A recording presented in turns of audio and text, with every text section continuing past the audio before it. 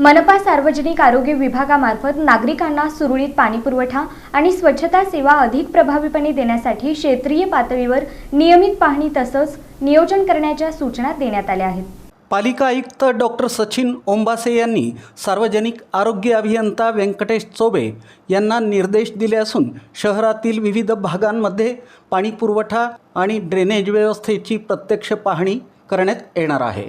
यामध्ये नागरिकांकडून येणाऱ्या तक्रारींची दखल घेऊन त्यांचं त्वरित निराकरण करण्यावर भर देण्यात आला आहे। पाणी गळती, नळ जोडणी, ड्रेनेज चोकअप यासारख्या समस्यांवर तातडीनं उपाययोजना करण्याच्या सूचना देण्यात आल्या असून संबंधित कर्मचाऱ्यांनी क्षेत्रात नियमित उपस्थित राहून कामकाजावर देखरेख ठेवावी असंही स्पष्ट करण्यात आलं आहे।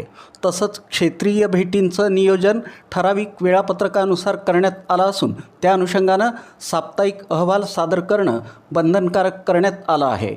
या अहवालात भेट दिलेल्या ठिकाणांची माहिती, आढळलेल्या समस्या आणि त्यावर केलेल्या उपाययोजनांचा सविस्तर उल्लेख असणं आवश्यक आहे। महानगरपालिकेनं स्पष्ट केलं आहे की दिलेल्या सूचनांचं पालन न केल्यास संबंधितांवर सेवा नियमानुसार कडक कारवाई करण्यात येईल। या उपक्रमामुळं शहरातील पाणीपुरवठा स्वच्छता व्यवस्थेत अधिक पारदर्शकता आणि कार्यक्षमता निर्माण होऊन नागरिकांना दिलासा मिळणार असल्याचं प्रशासनानं सांगितलं।